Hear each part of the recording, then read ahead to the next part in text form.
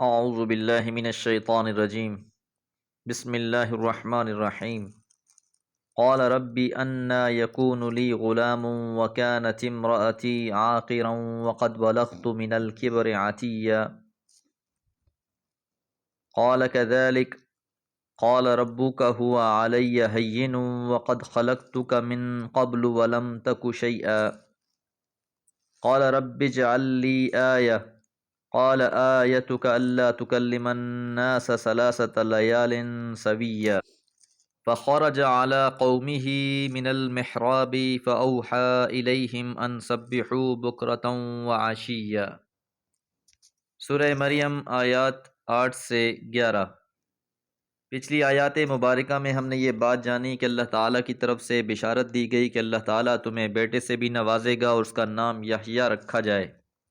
جب آپ کو یہ بشارت ملی تو آپ نے کہا، قالا فرمایا، ربی اے میرے رب، انا یکون لی غلام کیسے ہوگا میرے ہاں لڑکا، وکانت امرأتی حالانکہ میری بیوی، عاقرہ بانجھ ہے، وقد بلغت اور میں پہنچ چکا ہوں، من الکبر عتیہ بڑھاپے کی بے بسی کو۔ عتی کے معنی کسی شے کا حد سے متجاوز ہو جانا، قابو اور اختیار سے باہر نکل جانا۔ اب یہ سوال حضرت زکریا علیہ السلام نے اس بشارت کے متعلق مزید اطمینان حاصل کرنے کے لیے اس تردد کا اظہار فرمایا جو ظاہری حالات کو دیکھتے ہوئے اس بشارت کے متعلق آپ کو لاحق ہوا۔ تو آپ نے فرمایا کہ میری بیوی بانجھ ہے اور میں خود اپنے بڑھاپے کی اس حد کو پہنچ چکا ہوں کہ جس میں انسان کے اپنے اعصاب پر بھی قابو نہیں رہتا، تو بھلا اب میرے ہاں اولاد کس طرح ہوگی؟ قالا تو جواب میں کہا گیا، کذالک ایسا ہی ہوگا، قال ربک آپ کے رب نے کہہ دیا ہے، ہوا علی ہین وہ تو مجھ پر بہت آسان ہے، وقد خلقتک اور تحقیق میں نے تم کو پیدا کیا تھا، من قبل اس سے قبل، ولم تک شیئا جب تم کچھ بھی نہ تھے۔ تو جو آپ وضاحت چاہ رہے تھے اس کا جواب دیا گیا کہ اللہ تعالیٰ کے لیے یہ کوئی کام مشکل نہیں ہے، اور ساتھ ہی حضرت زکریا علیہ السلام کی طرف بھی اشارہ فرما دیا کہ اللہ نے تمہیں اس وقت پیدا کیا جب تم کچھ بھی نہ تھے، اور یہی حقیقت ہر انسان کی ہے کہ جس اللہ نے عدم محض سے انسان کو وجود بخشا، اس کے لیے بوڑھے باپ اور بانجھ ماں سے اولاد کو پیدا کر دینا کیا مشکل ہے۔ یہ بات سن کے حضرت زکریا علیہ السلام نے قالا کہا، ربی اے میرے رب، اجعل لی بنا دے میرے لیے آیتن کوئی نشانی۔ تو آپ نے مزید اطمینان قلب کے لیے ایک اور درخواست پیش کر دی کہ یہ بشارت ان کی دلی آرزو کا مظہر اور ان کے لیے بڑی اہمیت رکھنے والی تھی، اس وجہ سے انہوں نے چاہا کہ ہر پہلو سے اس پر شرح صدر حاصل ہو جائے۔ تو آپ نے چاہا کہ اس کی کوئی ایسی علامت اور نشانی ہو جس سے مزید اطمینان حاصل ہو جائے۔ قالا تو فرمایا، آیتک تمہاری نشانی، اللہ تکلم الناس کہ تم نہ بات کر سکو گے لوگوں کے ساتھ، 3 لیال 3 دن تک، سویہ مسلسل، کہ 3 دن تک آپ کے لیے زباں بندی ہو جائے گی، آپ لوگوں سے گفتگو نہیں کر سکیں گے، اللہ کی حمد و ثنا تو کرتے رہیں گے لیکن لوگوں سے گفتگو کرنا آپ کے لیے ممکن نہیں رہے گا۔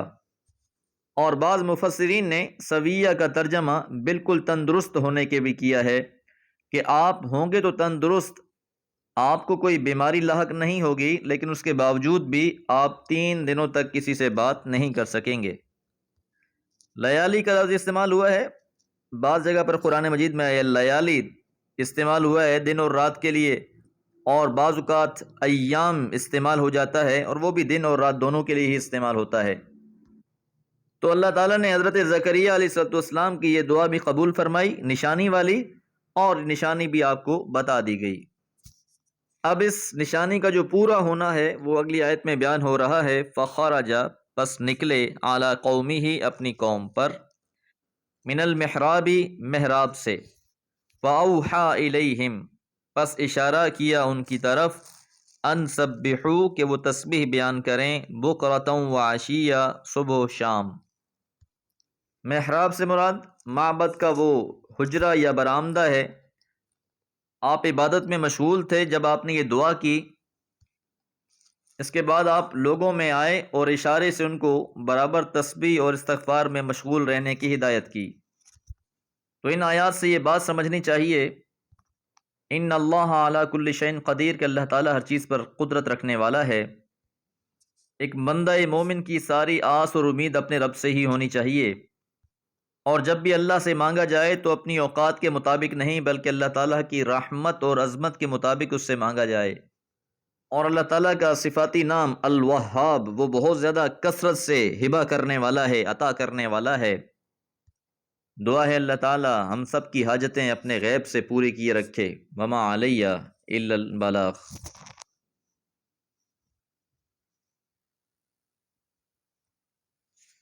اعوذ باللہ من الشیطان الرجیم، بسم اللہ الرحمن الرحیم۔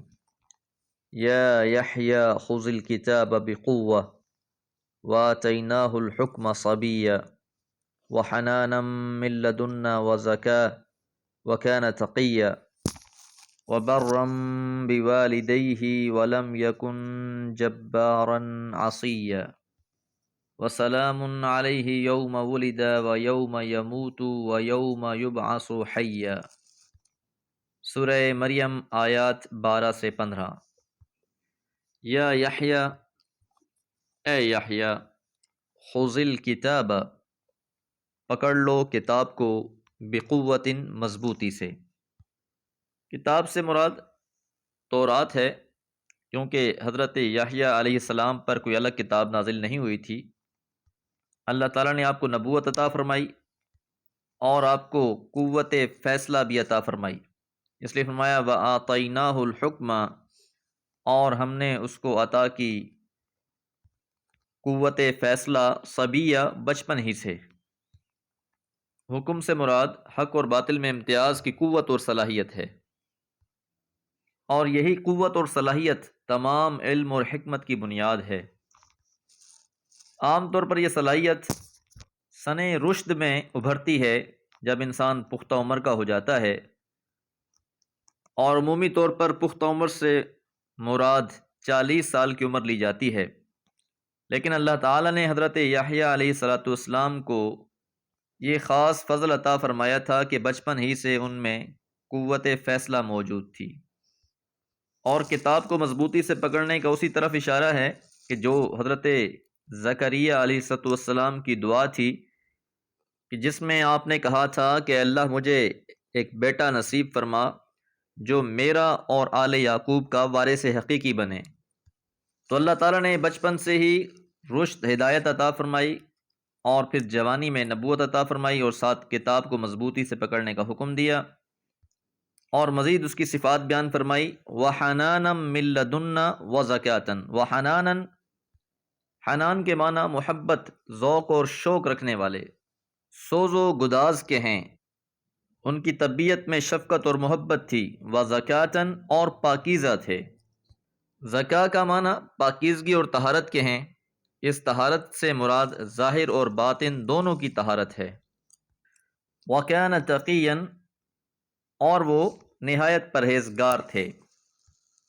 اب لفظ زکوٰۃ کے بعد تقی کا لفظ ہے، پچھلی دونوں صفتوں کا تعلق زیادہ تر انسان کے باطن سے ہے، یعنی حنان اور زکوٰۃ کا، اور لفظ تقی کا تعلق اس کے ظاہر سے ہے، یعنی ظاہری اعمال و اخلاق اور کردار کی بھی تعریف بیان کی جا رہی ہے کہ نہایت ہی پرہیزگار اور متقی انسان تھے۔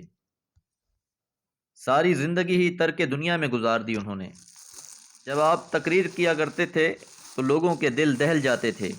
اس دنیا سے ان کا تعلق صرف دینے والا تھا، اس دنیا سے انہوں نے کچھ لیا نہیں۔ جنگل سے ہی اپنی غذا کا انتظام کرتے، کمبل کی پوشاک سے تن ڈھانکتے، سر چھپانے کے لیے اس دنیا میں کوئی گھر نہیں بنایا، اور اسی کتاب کی خاطر آخر اپنا سر کٹوا دیا۔ تو کیونکہ اللہ تعالیٰ نے خاص اپنی طرف سے حضرت زکریا علیہ السلام کو یہ بیٹا عطا فرمایا تھا، اور یہ بہت سی صفات سے متصف تھا، وبرم بوالدیہ، اور وہ اپنے والدین کا فرما بردار تھا، ولم یکن جبارا عصیا، اور وہ نہ تھا سرکش اور نافرمان۔ ماں باپ کے ساتھ اس کی وفاداری کا بیان ہے۔ ان کی ولادت سے لے کر ان کی تعلیم و تربیت، ہر چیز براہ راست اللہ تعالیٰ کی نگرانی میں ہوئی۔ وہ تمام معاملات میں اپنے والدین کے فرما بردار رہے، نہایت ہی وفادار اور اطاعت شعار رہے، نہ تو کبھی کسی معاملے میں نافرمانی کی اور نہ ہی کبھی وہ سرکش ہوئے۔ وسلام علیہ، اور سلامتی ہے ان پر، یوم ولد، جس دن وہ پیدا ہوئے، ویوم یموت، اور اس دن پر جس دن وہ فوت ہوتے ہیں، ویوم یبعث، اور اس دن جب انہیں اٹھایا جائے گا، حیا، زندہ کر کے۔ فرشتوں کی جانب سے ان کے لیے مبارک اور سلامتی کے اقوال ہیں۔ یہ مرد حق دنیا میں جس دن آیا، قدسیوں نے اس دن مبارک اور سلامت کے ساتھ اس کا خیر مقدم کیا۔